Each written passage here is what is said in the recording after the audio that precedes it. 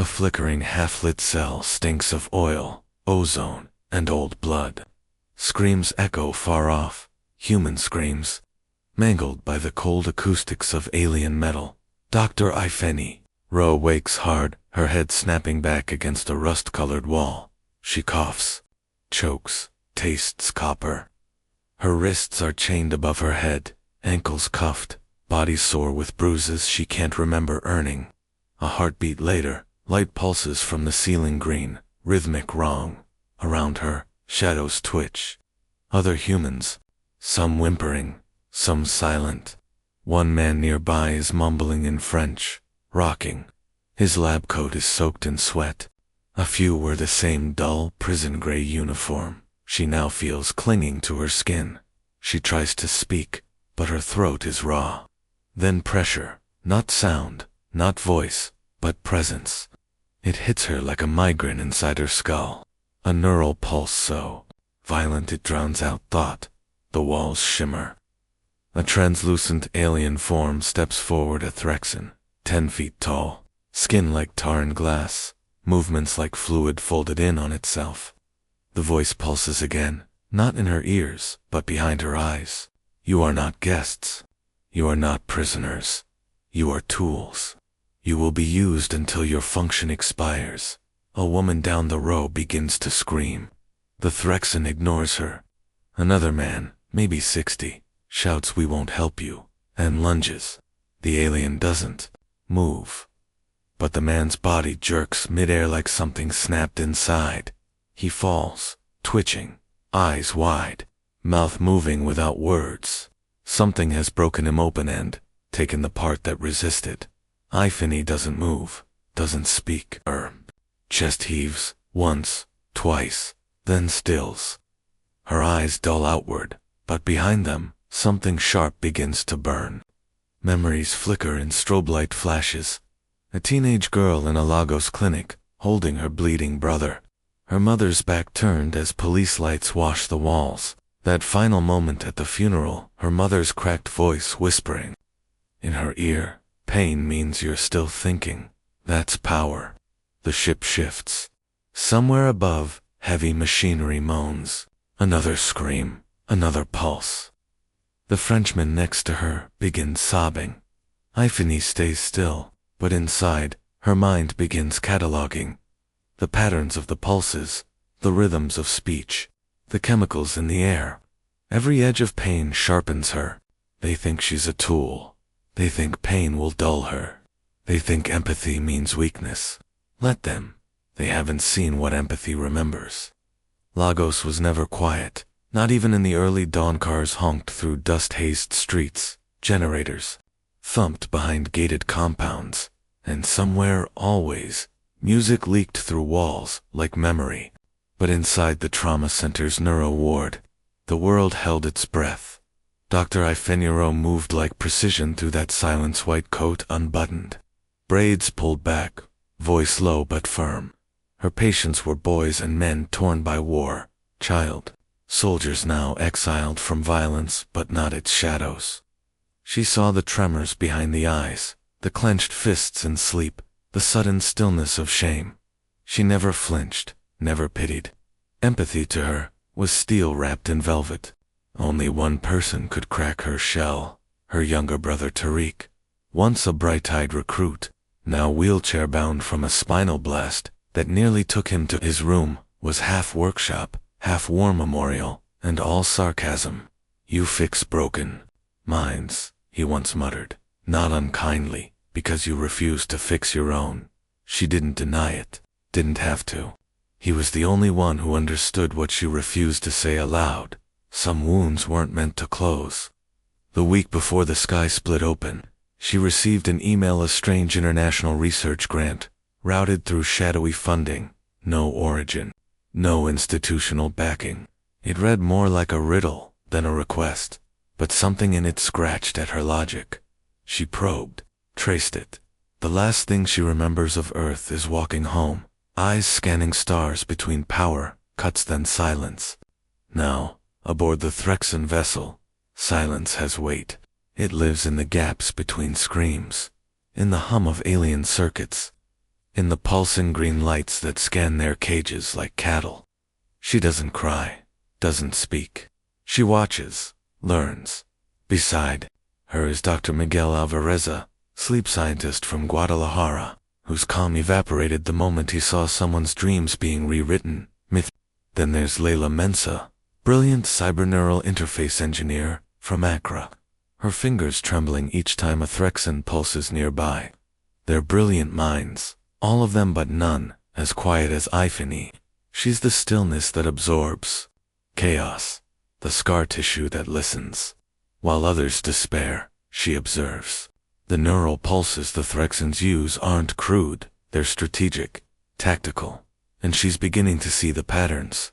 She never says it aloud, but in the flick of her eyes, in the way she pretends to cower, but never breaks rhythm, the truth flickers.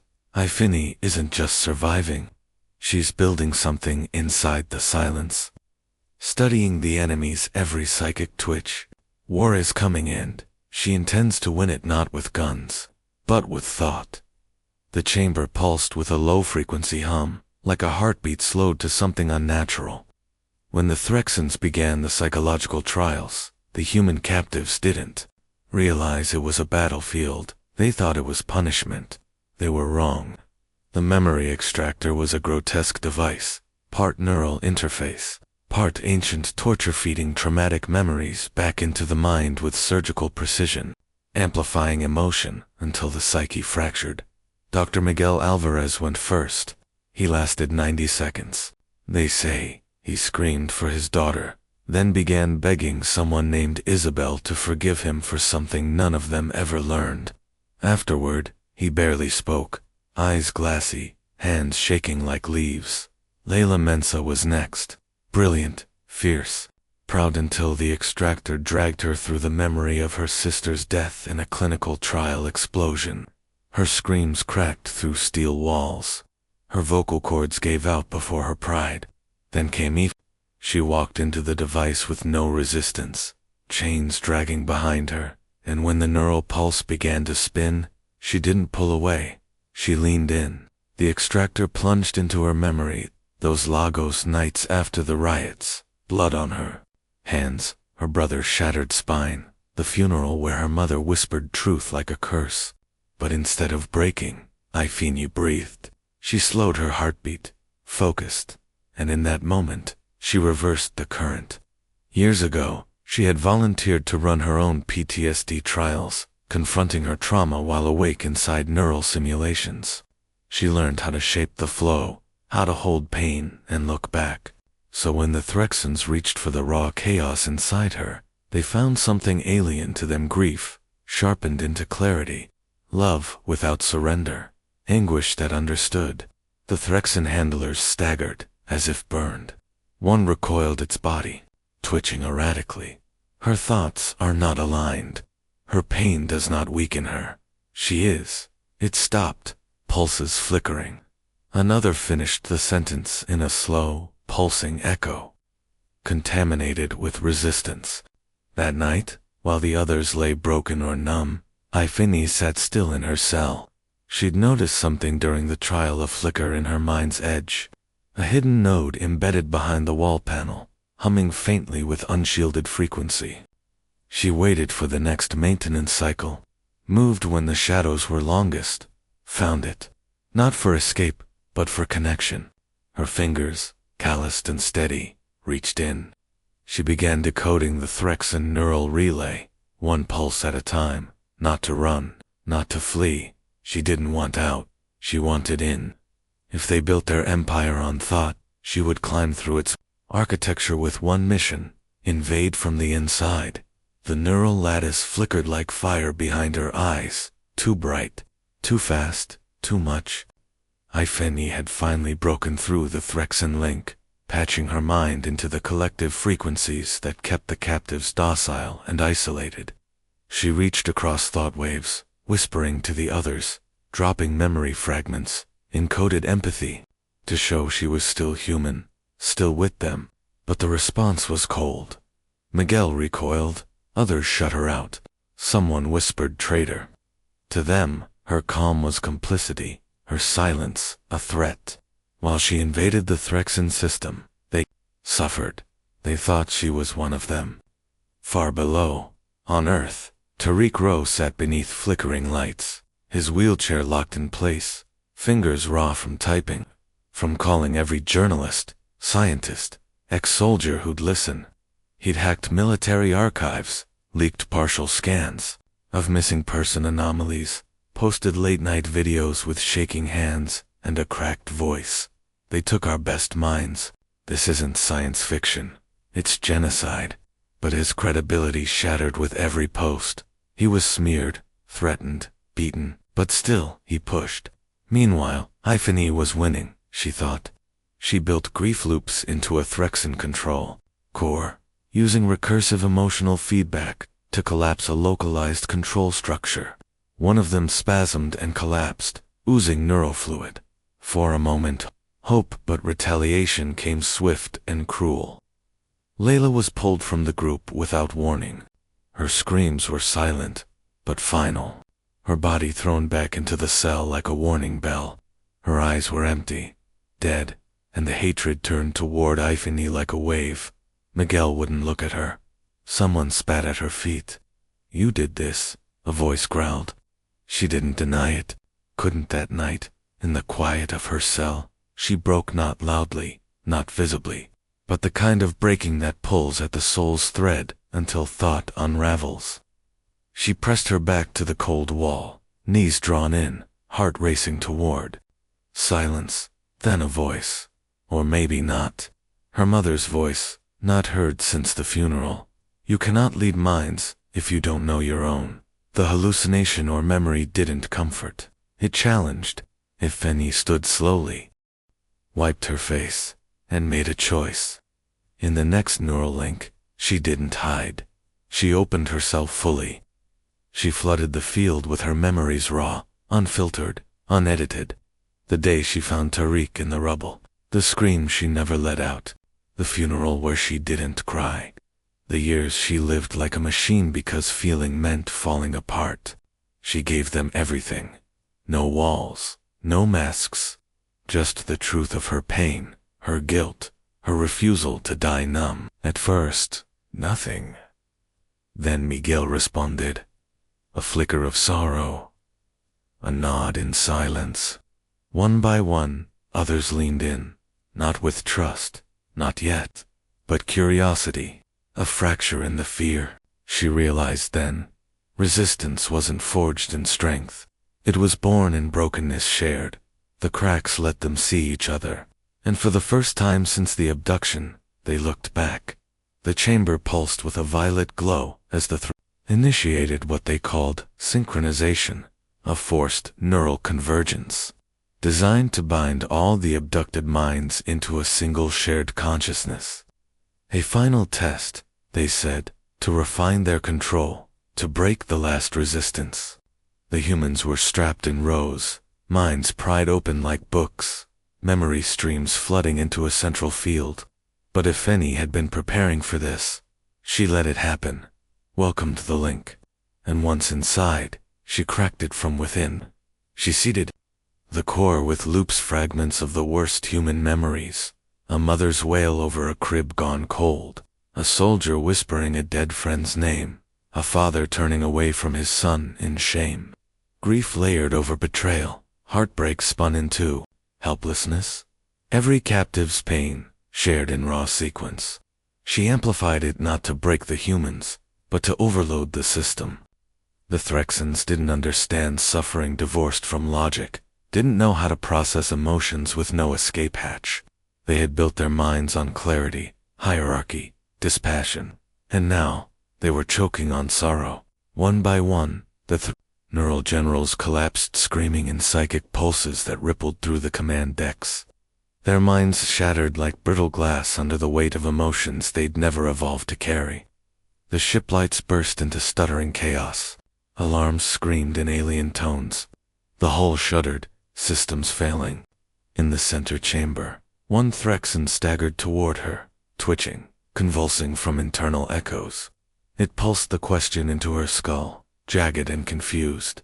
"Why do your thoughts hurt us?" Ifani stood amid the wreckage, blood running. down her face, bare feet, slick with fluid not entirely human. She stared into the flickering void of its mind and replied, steady and soft, because we remember everything, and we're still standing. Then she released the final burst. The neural field ruptured, a psychic detonation that shattered every node connected to the Threxan hierarchy. The command core blinked out. The ship buckled, falling from orbit in broken spirals. Fire swept through the halls. Cells unlocked. Survivors ran. Some human, some not. Ifani walked through the wreckage barefoot, her white uniform scorched, her breath slow. Smoke curled behind her. Her body trembled, but her mind was steel. In her hand, a salvaged relay node blinked once, then transmitted. To Earth. To Tariq. To anyone still listening. Proof of everything. They hadn't escaped. They had endured. And it had broken their captors apart. The world didn't believe it at first. The footage was too raw. Too alien. Too true. Ifani's final transmission rippled across continents within hours. Her blood-streaked face staring into the lens of a stolen Threxan relay. Her voice calm as she spoke of pain, survival, and the war waged not with guns, but with memory. Governments scrambled to deny involvement, to redact programs, and disavow knowledge, but it was too late. Tariq Rose stood in front of the United Nations, with a bandaged arm and a steel spine. Rolling forward in his chair, carrying a hard drive like it was sacred scripture. He played the full transmission before every nation, letting the silence afterward weigh heavier than any speech. They didn't enslave us, he said, voice shaking. They feared what we carry inside. Survivors came next. Scientists. Once thought dead stood before the world, eyes hollow but unbroken, telling their stories not of alien experiments, but of endurance, of minds torn open and patched together with memory and rage. Earth changed after that, not with flags or invasions, but with reckoning. Ifani, bruised and limping, spent her first weeks back in a trauma facility tucked far from cameras and headlines. She refused awards, refused interviews. She sat with her nightmares and didn't flinch. But when the calls started, psychologists, teachers, former soldiers, healers, she answered. She didn't build an army. She built a network. Therapists trained alongside strategists. Survivors became instructors. Grief wasn't hidden anymore, it was studied, mapped, understood. A new division emerged from the ashes of denial, the Cognitive Resilience Command. Its purpose wasn't defense in the traditional sense, it was preparation, psychological armor, strategic empathy. And at its center stood Dr. Ifani Rowe, not as a symbol of vengeance, but of clarity. Her motto, etched on the command's seal, echoed what she'd learned in blood and silence. What you bury doesn't weaken you, it can arm you. And across the stars, the message was clear, remembers. And remembering is how we win. The sun was warm on the clinic steps. A soft Nigerian afternoon filtered through the rustling of mango trees and distant market sounds. Ifani sat quietly beside the boy, no older than 10, his arms scarred with burns that no longer hurt but hadn't faded. He was silent for a long time, knees drawn to his chest, staring out at nothing until he asked, without turning, "Will they come back?" Ifani didn't rush to answer. She studied him, the way his fingers curled and uncurled against his legs like he was bracing for something. Then she smiled, not with false hope, but with clarity. "Maybe," she said, "but this time, we won't be waiting to fight." She reached over and gently touched his shoulder. "We'll be waiting to understand."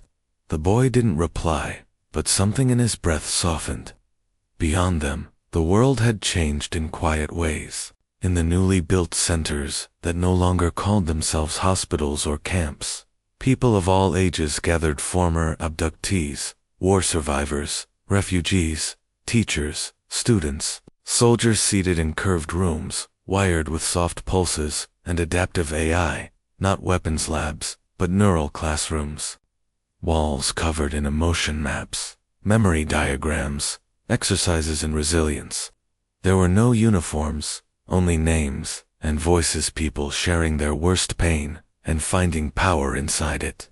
They were building the next defense, not from steel or fire, but from empathy sharpened to armor. The final shot came far from there. In a desert where the wreckage of the Threxan flagship still rusted beneath a wide alien sky, the twisted hull stood as monument and warning, its once glowing neural pylons cracked and silent. Wind carried dust through its corridors, and across its scorched flank, in spray paint faded by sun and time, a single phrase had been scrawled. In a dozen languages, none of them alien, we broke their minds.